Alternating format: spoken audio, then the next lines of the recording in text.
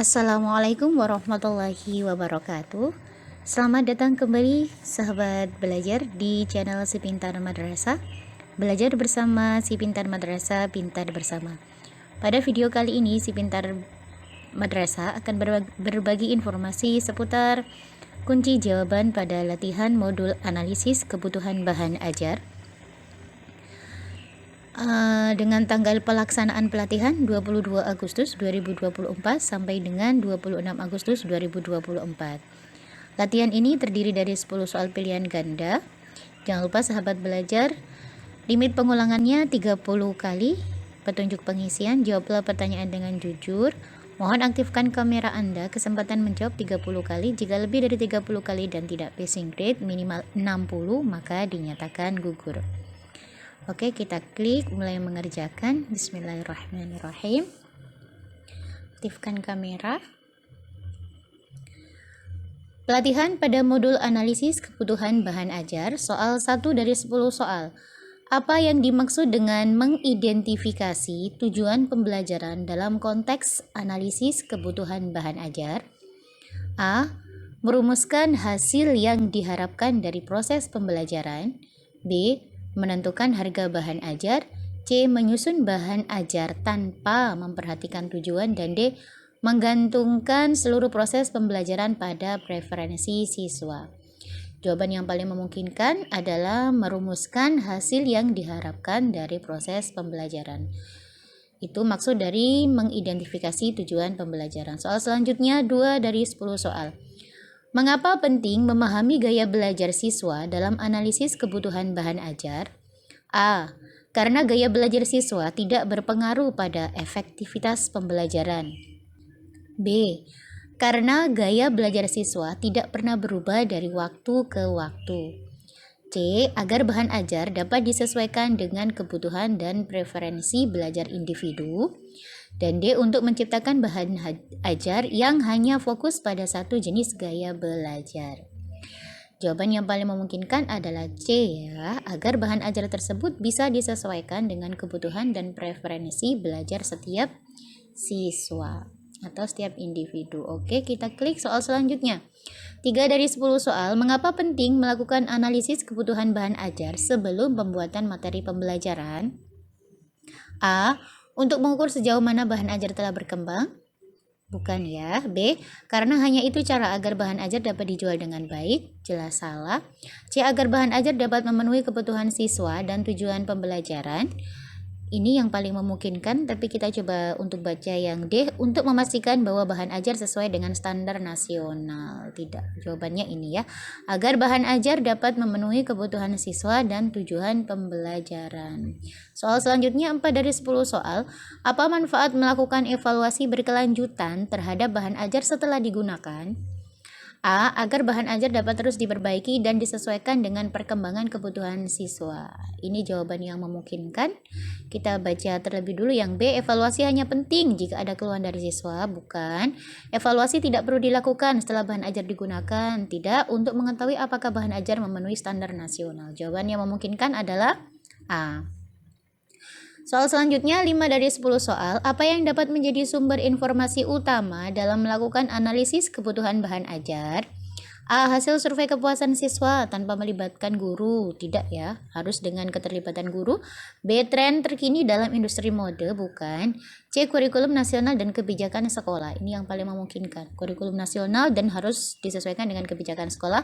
D. Pengalaman pribadi pengajar saja. Bukan. Jawabannya adalah C. Kurikulum nasional dan kebijakan sekolah. Soal selanjutnya 6 dari 10 soal. Apa yang perlu diperhatikan saat mengidentifikasi kebutuhan siswa dalam analisis kebutuhan bahan ajar? A. Fokus hanya pada kemampuan akademis mereka? Bukan. B. Hanya mengandalkan nilai ujian sebagai acuan?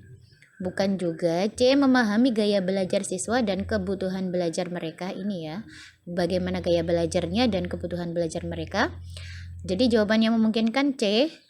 Tapi kita baca yang D, selalu mengabaikan preferensi siswa. Jelas bukan. Jawabannya C, memahami gaya belajar siswa dan kebutuhan belajar mereka. Soal selanjutnya nomor 7 dari 10 soal. Mengapa penting melibatkan para pengajar dalam analisis kebutuhan bahan ajar? A. Untuk memastikan bahwa bahan ajar memenuhi harapan pihak sekolah, bukan. B. Karena para pengajar hanya berperan sebagai pelaksana, bukan kontributor ide. Salah ya ini. C. Agar pengajar dapat memberikan wawasan tentang kebutuhan siswa dan proses pembelajaran. Ini jawaban yang paling memungkinkan.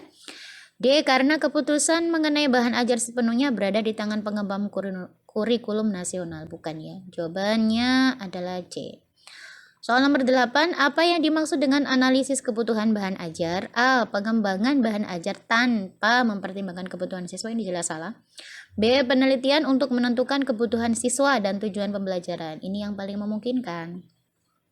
C. Proses menentukan jenis bahan ajar yang paling populer, bukan. D. Evaluasi bahan ajar setelah digunakan dalam kelas. Analisis kebutuhan ya, kebutuhan berarti kebutuhan siswa dan tujuan pembelajaran. Soal selanjutnya nomor 9. Bagaimana langkah-langkah umum dalam melakukan analisis kebutuhan bahan ajar? A. Mengembangkan materi tanpa penelitian lebih lanjut. Salah. B. Identifikasi tujuan pembelajaran dan kebutuhan siswa, lalu pilih metode pengajaran. C. Menyusun bahan ajar tanpa memperhatikan perbedaan individu siswa. Salah ya ini. Tanpa memperhatikan. D. Menentukan harga bahan ajar sebelum mengetahui kebutuhan siswa. Oke, yang paling memungkinkan jawabannya adalah B. Identifikasi tujuan pembelajaran dan kebutuhan siswa, lalu pilih metode pengajaran. Itu langkah-langkah umumnya. Next, soal selanjutnya 10 dari 10 soal. Apa langkah awal dalam melakukan analisis kebutuhan bahan ajar? A. Mengevaluasi efektivitas bahan ajar setelah digunakan. Bukan ya, kalau langkah awal. B. Menentukan harga bahan ajar, bukan. Mengidentifikasi tujuan pembelajaran dan kebutuhan siswa, ini yang paling memungkinkan. D. Menyusun bahan ajar tanpa penelitian. Tanpa penelitian itu yang kurang benar. Oke, kita cek. Soal nomor 1, apa yang dimaksud dengan mengidentifikasi tujuan pembelajaran dalam konteks analisis kebutuhan bahan ajar? Jawabannya adalah merumuskan hasil yang diharapkan dari proses pembelajaran. Selanjutnya nomor 2, mengapa penting memahami gaya belajar siswa dalam analisis kebutuhan bahan ajar? Jawabannya agar bahan ajar dapat disesuaikan dengan kebutuhan dan preferensi belajar individu. Soal nomor 3, mengapa penting melakukan analisis kebutuhan bahan ajar sebelum pembuatan materi pembelajaran? Jawabannya agar bahan ajar dapat memenuhi kebutuhan siswa dan tujuan pembelajaran. Soal nomor 4, apa manfaat melakukan evaluasi berkelanjutan terhadap bahan ajar setelah digunakan? Jawabannya agar bahan ajar dapat terus diperbaiki dan disesuaikan dengan perkembangan kebutuhan siswa. Soal nomor 5, apa yang dapat menjadi sumber informasi utama dalam melakukan analisis kebutuhan bahan ajar? Jawabannya adalah kurikulum nasional dan kebijakan sekolah. Soal nomor 6, apa yang perlu diperhatikan saat mengidentifikasi kebutuhan siswa dalam analisis kebutuhan bahan ajar? Jawabannya adalah memahami gaya belajar siswa dan kebutuhan belajar mereka. Soal nomor 7, mengapa penting melibatkan para pengajar dalam analisis kebutuhan bahan ajar? Jawabannya adalah agar pengajar dapat memberikan wawasan tentang kebutuhan siswa dan proses pembelajaran. Soal nomor 8, apa yang dimaksud dengan analisis kebutuhan bahan ajar? Jawabannya adalah penelitian untuk menentukan kebutuhan siswa dan tujuan pembelajaran. Soal nomor 9, bagaimana langkah-langkah umum dalam melakukan analisis kebutuhan bahan ajar? Jawabannya adalah dengan mengidentifikasi tujuan pembelajaran dan kebutuhan siswa, lalu pilih metode pengajaran. Soal yang terakhir, apa langkah awal dalam melakukan analisis kebutuhan bahan ajar? Jawabannya adalah mengidentifikasi tujuan pembelajaran dan kebutuhan siswa. Oke, kita klik selesai ujian. Apakah Anda yakin menyelesaikan latihan ini? Kita klik ya, saya yakin. Alhamdulillah, Anda telah menyelesaikan soal latihan analisis kebutuhan bahan ajar. Skor Anda 100. Anda lolos passing grade. Silakan lanjutkan modul pembelajaran selanjutnya dengan klik lanjutkan. Oke, kita klik lanjutkan. Sahabat belajar, apabila nilai yang diperoleh skor Anda di bawah passing grade, maka boleh silakan klik ulangi latihan sampai skor Anda dinyatakan lolos passing grade. Oke, kita klik lanjutkan. Demikian sahabat informasi yang bisa si Pintar Madrasah bagikan pada video kali ini. Semoga bermanfaat. Jangan lupa untuk klik like, subscribe agar tidak ketinggalan informasi-informasi selanjutnya pada pelatihan Pintar Kemenak. Demikian, Assalamualaikum warahmatullahi wabarakatuh.